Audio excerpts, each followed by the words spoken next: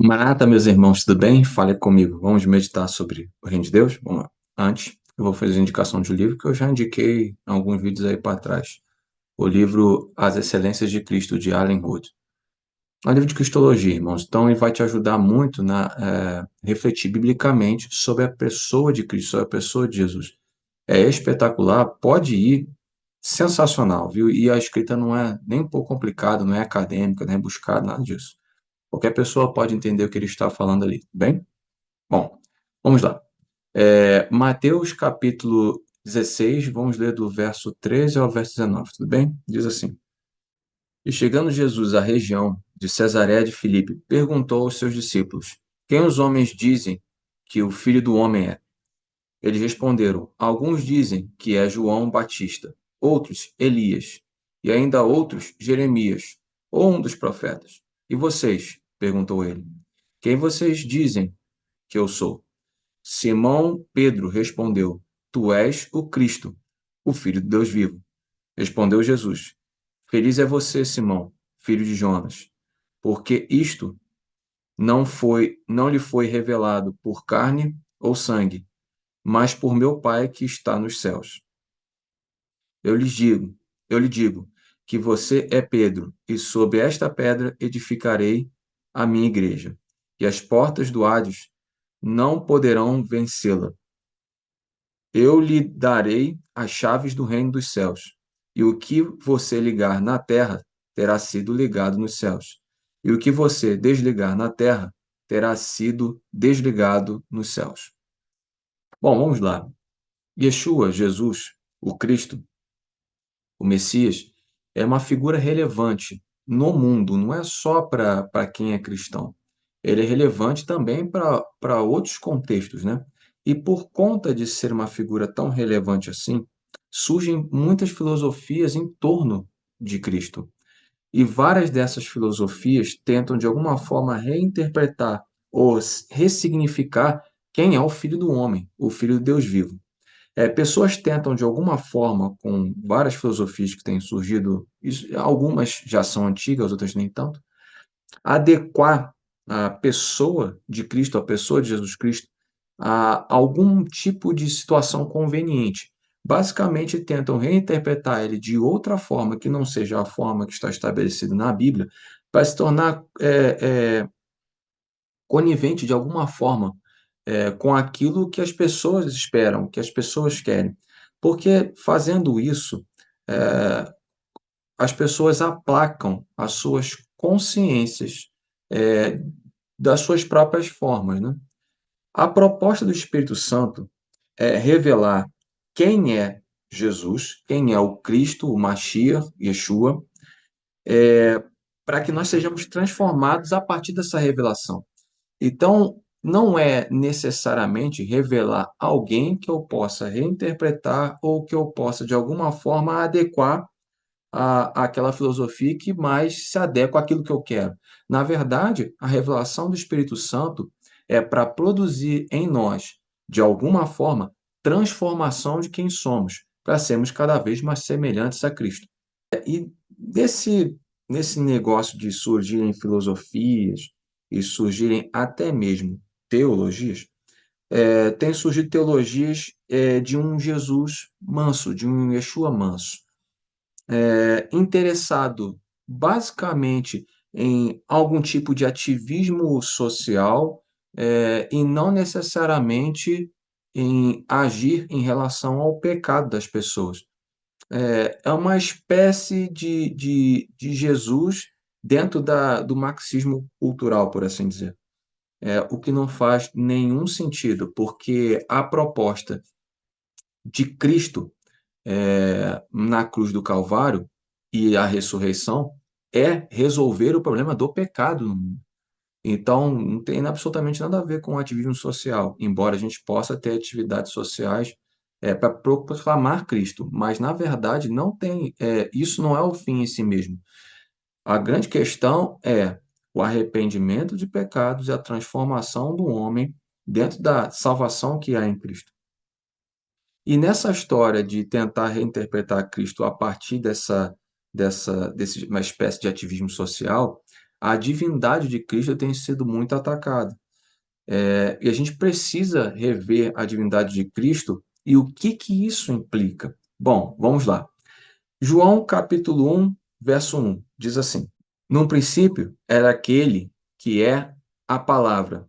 Ele estava com Deus e era Deus. Vamos ler também o versículo 14 do mesmo capítulo. Aquele que é a palavra tornou-se carne e viveu entre nós. Vimos a glória como do unigênito, vindo do Pai, cheio de graça e de verdade. Então, o que que nós vemos aqui nesse capítulo de João? Que Yeshua, que Jesus é Deus, ele é divino. E isso, embora ele tenha encarnado, ainda assim ele é Deus. Ele é o Deus homem, né? Bom, o que que isso implica, então, em saber que Cristo é Deus, que Jesus é Deus? Bom, uma das implicações é que ele estabelece padrões absolutos. Sabe aquela coisa que veio muito com a filosofia relativista? Isso infiltrou também em muitos pensamentos teológicos. E por conta disso, algumas pessoas dizem que adoram a Deus do jeito que querem, que Deus entende que elas fazem determinadas coisas, têm determinadas crenças e está tudo certo, porque no final das contas as pessoas têm o direito de crer do jeito que quiserem. Negativo. Se Jesus é Deus, sendo Yeshua, o Cristo, o Filho de Deus e Deus, ele estabelece padrões absolutos. Ou seja, a adoração é do jeito que ele estabeleceu. A salvação é do jeito que ele estabeleceu. A, a maneira de como nós vamos crer, ou seja, a fé em Cristo, é do jeito de Cristo. Não tem outro jeito de ter, a não ser o jeito dele. Fora dele, é um jeito condenável. Outra implicação é que, sendo Yeshua, sendo Jesus Deus, ele que estabelece o meio pelo qual nós vamos ser salvos. Então, sim, todos os caminhos levam a Deus? Sim, porque todos nós vamos ter que estar diante do trono de Deus e sermos julgados pelo juiz de todos os povos, juiz de vivos e de mortos. Sim, mas nem todos os caminhos nos levam à salvação de Deus. A salvação de Deus está somente em Cristo. Ele é a pessoa da salvação. A salvação reside nele. Não tem outra opção. Pelo fato dele ser Deus, ele estabelece o meio da salvação, que é por meio do arrependimento de pecados e crendo em nosso coração e confessando que Jesus é Senhor. Não tem outra opção. E ele também, sendo Deus, ele tem direito e habilidade de julgar pecados. Muito tem se falado e muito tem tentado desassociar o amor da disciplina. Então, Deus que é amor não julga, muito pelo contrário. Por Deus ser amor e por Deus ser justiça, ele estabelece o meio de salvação em Cristo e também julga o que não está em Cristo. Por quê? Uma simples razão: ele é Deus. Ele tem direito e habilidade. Vai julgar com a reta justiça e tem direito de fazer isso. Afinal de contas, todas as coisas foram criadas por meio dele e sem ele, nada do que fez existiria. Então, ele tem total direito, como Senhor da criação, de julgar toda a criação e, neste caso específico que nós estamos falando, julgar o nosso pecado. Não existe essa adaptação de eu vou colocar Jesus da forma que mais me é conivente, que mais me torna cômodo. Negativo. Ele estabelece padrões absolutos. Então eu vou ser salvo de alguma outra forma pelas minhas obras, ou vou ser salvo pagando algum tipo de penitência? Negativo. A salvação reside nele. É pela fé nele, é o arrependimento de pecado de se lançar nele como Senhor da nossa vida. E ele vai julgar. a todos os pecados. Ele é amor, mas é justo juiz também. Percebendo isso, irmãos, a gente passa a repensar de que tipo de forma que a gente está vivendo. Se realmente nós vivemos a fé em Cristo, ou se por algum acaso a gente tem criado crenças baseadas ou nas trevas ou em nós mesmos para tentar adaptar de alguma forma. Vamos orar? Senhor Deus, nós suplicamos a ação do Espírito Santo sobre as nossas vidas. Sim, o padrão absoluto está em Cristo. Não tem outro padrão estabelecido. Ele é a Torá, ele é a lei de Deus. Ele é a palavra de Deus. Em Cristo reside todo padrão aceitável diante do Senhor.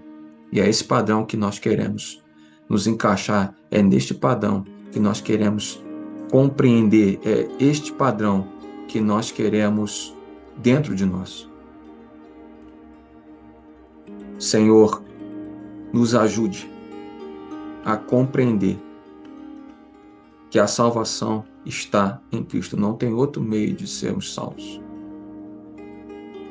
Senhor, não há uma adaptação, não há como nós darmos o nosso jeito para que de alguma forma a gente possa estabelecer um combinado entre o teu padrão e o nosso negativo. Só há um padrão de salvação que está em Cristo. Senhor, nos ajude a compreender. Os pecados serão julgados. Que nós venhamos a nos encontrar entre aqueles que são justificados por Cristo, para que nós sejamos apresentados justos diante do Senhor pela obra de Cristo. Que o Espírito Santo nos ajude a compreender todas essas coisas e que o Espírito Santo nos ajude a sermos transformados em nossa consciência a partir da revelação do nosso Rei, do nosso Salvador, do nosso Deus Jesus. É o que nós pedimos em nome de Yeshua, em nome de Jesus. Amém.